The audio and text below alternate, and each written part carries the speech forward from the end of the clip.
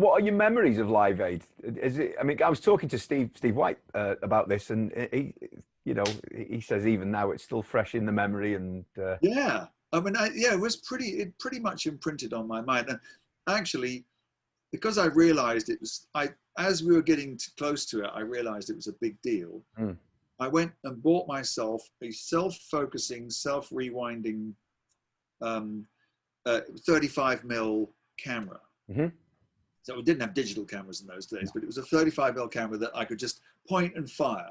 And I thought, I've got to do this because I'm going to have to immortalize this whole thing. It's funny because I met so many people that I knew. I mean, obviously, Nick Kershaw was there, Howard Jones was there, Tracy Ullman was there, and all those people I'd worked with. And the previous year, I'd been working with Roger Daltrey on his solo album and doing a bunch of TV shows.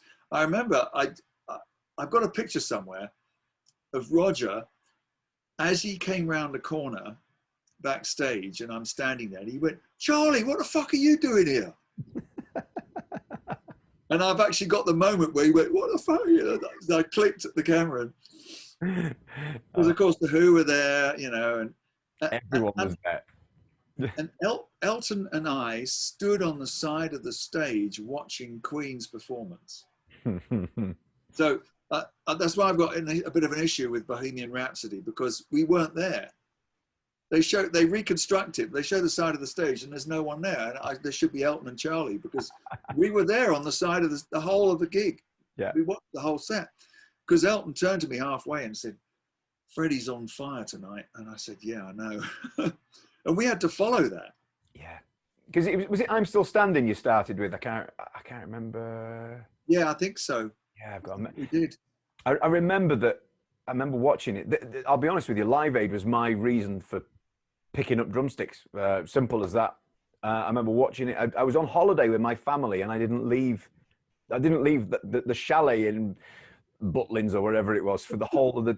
And I remember my mother going, "No, you got it." And I was just fascinated. But I remember Elton came on, and I remember the appalling feedback through the first song. It was just like, oh, Yeah, and Elton had no monitors, and I had no monitors. Oh. But luckily, I could see his foot. And Elton's a big foot stamper. He stamps in time. Yeah. His left foot. And I was watching his left foot going, and I'm following I'm looking over my drum kit, following his left foot. And then I think the next song we did was Benny and the Jets. And, there's a line in that, it's the second line of the song, says the spotlight's hitting something that's been known to change the weather. Mm-hmm. And I don't know if you remember, but it was a blisteringly hot day. Yeah. And people up in the front were actually passing out. They were hosing people down, and they were lifting girls up and carrying them to the side so that St. John ambulance people could revive them, because the people were passing out, and they were going, "Someone else has passed out," and they're lifting them over the poor people. They were just dying of heat, which is very unusual at Wembley, but and then literally the opening bars of Benny and the Jets, when he sang that, the heavens opened above us. And I remember Elton, at some point, he pointed up saying, "The spotlight's hitting something that's been known to change the weather." And everybody in the audience was going, "Yeah." It was like, it was one of those moments. Oh. But it must have. I mean, it's a huge part of history of music now, isn't it? That it's there forever. I mean, most people have got the DVD, and to have been part of that must be. Well, I can't imagine. It was pretty amazing, and I mean, we went to the after show party. I was standing on the side when they did the big mass photograph of everybody with all of the guys from Spandau Ballet, all the Who, David Bowie, Elton, George Michael, I mean, all of these people all just standing there in a room behind Wembley Stadium, backstage. And then we went to the after show, the after party, and hung out with them. No, Live Aid was unbelievably huge, and I can talk with confidence about what the world of music was like before Live Aid, and what it was like after Live Aid, you know, that just on the cusp of where technology was really beginning to break through. So you could go, you know, live to Philadelphia. You know, you could do that, where those things were a wing and a prayer before then. I don't know if you ever sat up like trying to listen to a boxing match from somewhere or other, but it's really like it finally got together on Live Aid. And I think what happened was that music did go global after that. You know, it was possible to do global broadcasts, and so, you know, for me, we went off to Japan about 2 days later after doing Live Aid, and I remember you had to fly up to Alaska, to Anchorage in Alaska, fly up and then fly down around the Soviet Union, because you couldn't go across Russia. So it was a 9-hour journey up and an 8-hour journey down. We were usually in the smoking department in the back of a BA jet, and Steve Sedelnik and I, we would go and get there was a hot dog stall in the airport, and you'd go and get a hot dog and a Coke for $5, you know. So we'd go up, and I remember Steve was like, hot dog, Coke, please. And this lady that was serving in an airport in Anchorage, Alaska, went, "You guys were on that concert yesterday, weren't you?" Wow. And it was like, you know, this. And I looked at Steve, and he looked at me, and it was like, wow, this was really big, wasn't it? Because you didn't, you know, you were there, you know, you did it, and we went and did another TV show and drove through the streets of London down to Kent, and then came back, you know, just as it was really sort of warming up. And it was a decision I could have made. I could have gone home, you know, could have gone home and seen what was on the telly. You know, but I went back, and that's where I got to see Queen, and I got to see Bowie, and I got to see U2, and, you know, and I was there, and that was amazing to be part of that. And you know, a kid really wandering around. You were third on, Steve, is that right? Were you Sorry? Were you third on at Live Aid?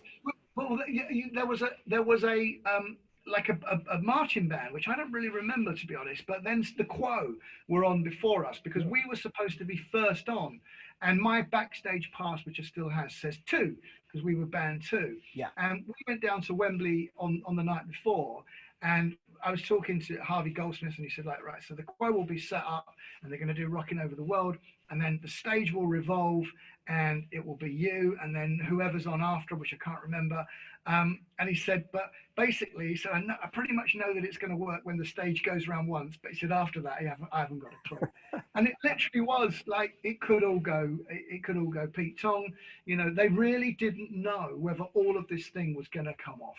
And, you know, you walked out on stage, I think 83,000 or whatever it was, and, you know, the roar was just like incredible. You know, it was a really beautiful, a beautiful thing to be part of. You know, incredible, and you know, that's sort of something that fewer and fewer people can say that they were there when at Live Aid. You know what I mean? It's amazing. Well, I was on holiday in Butlins with my parents that week, and I remember it was a blazing hot day, wasn't it? And, it was gorgeous. Yeah. How old were you, Steve, when you played it? How old? 20. I was 20. You can't buy these moments; they just happen for no apparent reason, because the satellite blew up. Right. Okay. Connection between America and London. Right. I got you. And it got to it happened in, why don't you fade away, and it did. It just perfect. Went off for a couple of minutes there, and we came back again. Magic. The only other time that happened was when we did a gig on an American tour in Buffalo. And we were playing this gig, and then we were doing Rain on Me. Yeah. And suddenly the heavens opened up, and Daughtry got soaked. And we just poured, and we just got you. Even Roger said, "You can't buy this." No, isn't it incredible that? You know, that's just amazing. So, have you got fond memories of Live Aid? Yeah, I have. Yeah. Because you were on quite late, as you know, you were quite high up on the rankings, and you know, on the rankings, you know what I mean, in the set order. The reason I remember, well, we had traffic lights on the side of the stage. Okay. They said it's going to go the same as a normal track: green, amber, green, and then red. And then that's when it's cut. We're going to turn you off. Yeah. That fits so many people in. That made me laugh.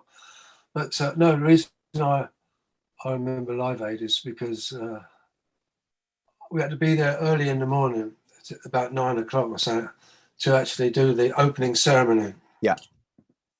With Lady Di and Prince Charles. Mm. And so we were there and did the funny enough, I'm in the Queen's film. Oh, really? So is Roger. But amazing. in the opening ceremony, it's real time. If you look carefully, you just see it's in, you know. I'll have to revisit. I've got the DVD, so. Yeah. So we did that. What I did was, we had Live Aid had these 2 big, massive helicopters, ferrying everyone backwards and forwards to the cricket ground, which was next to the stadium because you couldn't land in the stadium. Yeah, there's too many people. So, and I just learned to fly helicopters as well. Okay. I was a pilot for at least a year, and so what I did was, I flew into Battersea heliport myself, parked up the helicopter, and then the guys the 2 pilots who were ferrying everyone's back and forth, I said, "Oh, you fly?" I said, "Yeah, no. Would you want to co-pilot this one with us?" I said, "Yeah, go."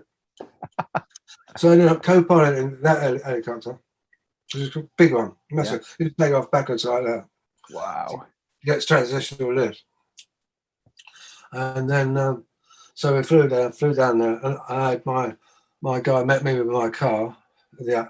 And took us from there to the stadium. Yeah. And then we did the nice to meet you. That was it. So we did the opening ceremony. I did it all in reverse again. I went home because it was a long day.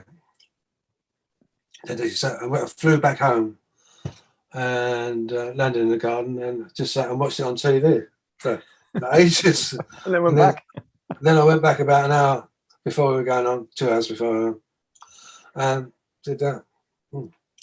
The gig itself, I mean, many on the day, many acts suffered from not the best sound, let's say. But I think The Who had one of the best sounds of the day, as you heard it on TV anyway. Well, to be honest, I don't remember Queen, this thing going around saying that Queen stole the show. I don't think so. I mean, I don't remember that at all. I think it was everyone sort of was at a moment in their show, in their set. Yeah, I remember we did as good as we could do. It was incredible. It really was, and I mean the whole show. There was no weak moment. It was nice to be a part of it, you know. And you know what? It's something that it's in history now. It's there. It's a hell of a legacy. It's forever, isn't it? You know, one of the biggest. Yeah. And it is to the day. People say, "What got you into drums?" And Live Aid is always my answer. It's as simple as that. Watching all these amazing players, you know, and